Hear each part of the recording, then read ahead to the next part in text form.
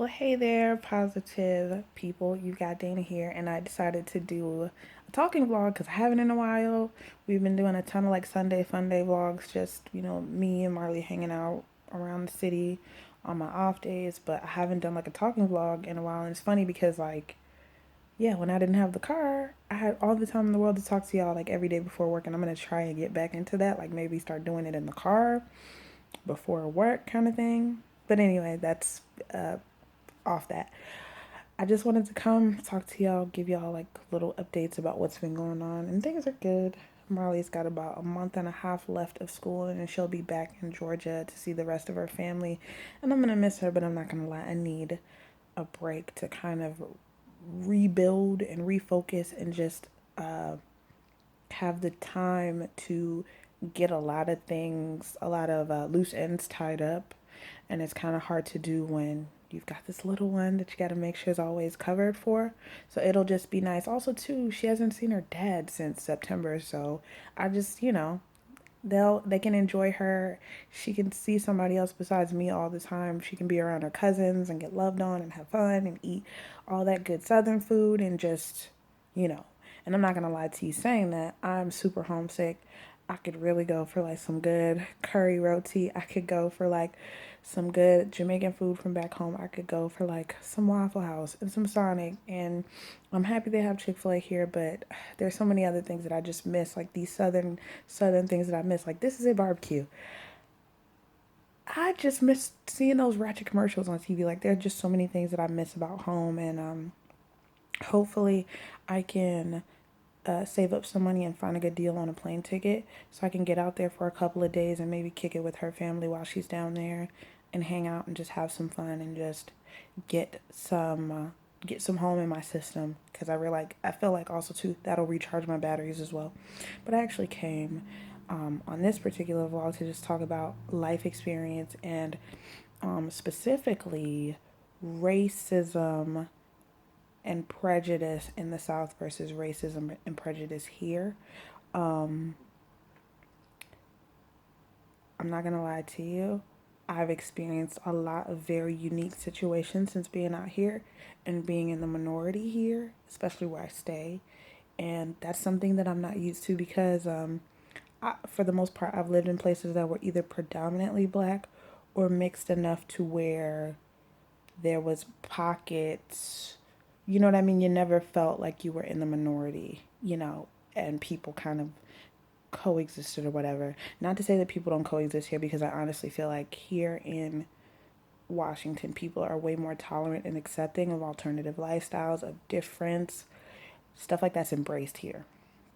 So before I say anything beyond this point, I want to preface it by saying I felt loved and welcomed and accepted here by the vast majority of people. However, racism still lives. Racism still permeates in a lot of the places where I do my daily dealings. And yesterday,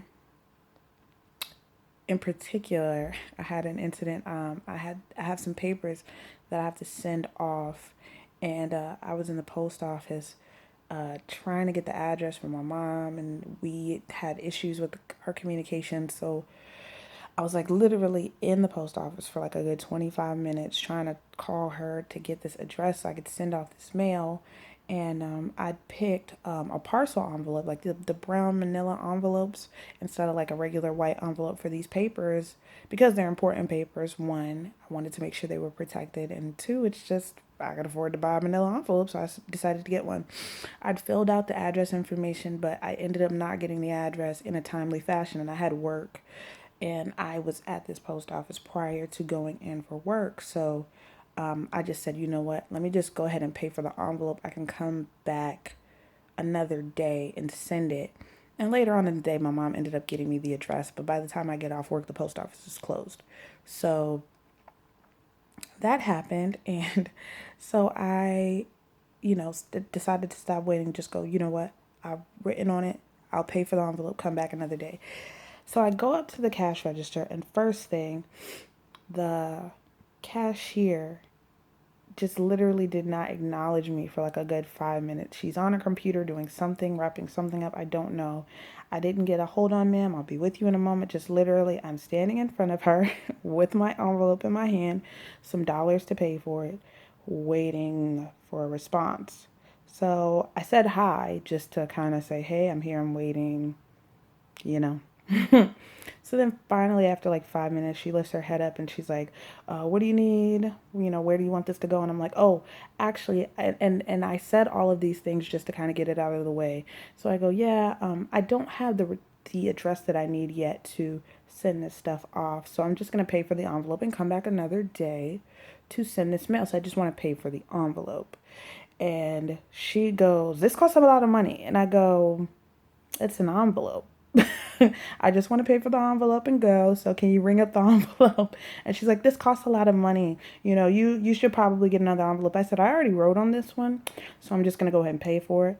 And then she goes, you didn't write in the address. You need to write in the address where it's being sent. And I said, I don't have that address. I just want to pay for the envelope and come back another day.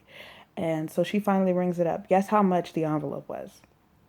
This manila envelope, was $1.19. Even with shipping, I don't think regular shipping would have been more than like $5 or $6. So I don't know what I was giving off to make her think that I couldn't afford to ship this envelope, let alone just to buy the envelope. But I felt a ways about it. Didn't say anything, paid for the envelope, went about my way, but I was salty.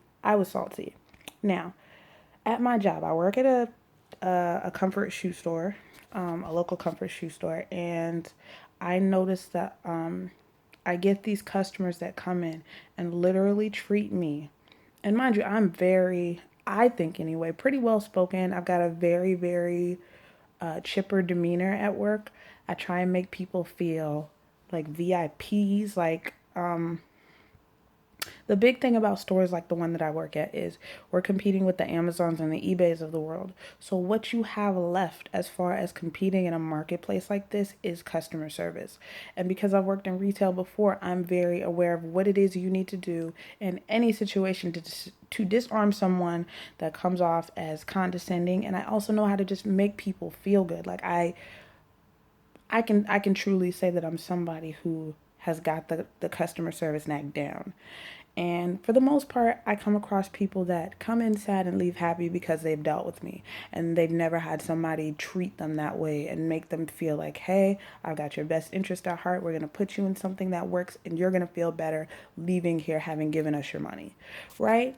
But every now and again, I have these instances where I'm greeting people with warmth. I'm greeting them, you know, with sincerity in my voice, and you either don't get acknowledged or they walk to my white coworkers or my white boss and acknowledge them as if I don't exist, And I've literally, and I think I probably said this in vlogs before, because I'm aware that I'm in the minority, I don't allow anybody to get me out of character. Like, literally, someone would have to physically put their hands on me for me to get out of character at work.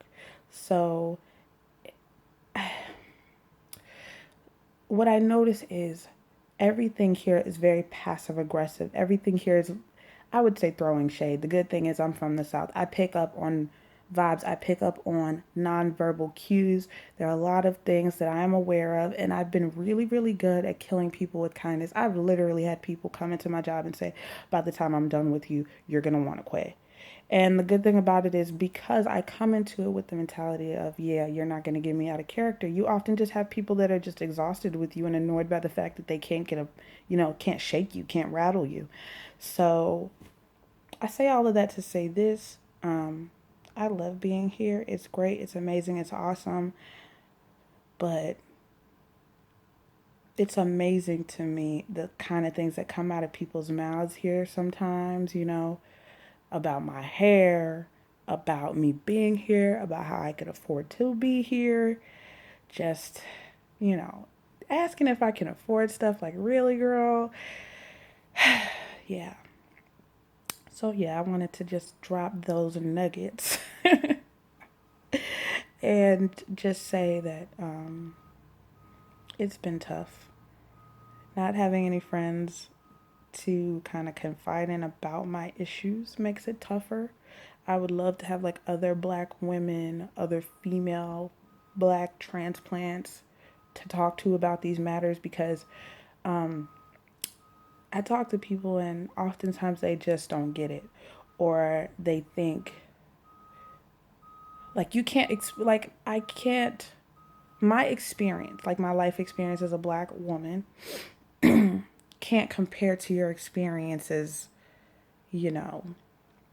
Like let's not try and compare experiences, basically is what I'm saying. So right now I'm at the point where I'm just like, I would just much rather confide in somebody who's coming from the same vantage point about these things, because a lot of times people speak in ignorance, not because they have ill will toward you, but just because, you know, they're not looking through the same lens. So that's pretty much it. I'm going to try and talk more on the vlogs. Obviously, we've got a Sunday Fun Day coming up, so that'll be cool. I'm trying to do something different. Um, so we'll see. I kind of want to go check out some beaches, but we'll see. And I mean, Mother's Day is coming up, so I got to go get my mommy a gift for giving me life and things. So that's all for now, and I hope you all are enjoying your Wednesday. I am, and I will see y'all in the next one. Peace, positive people.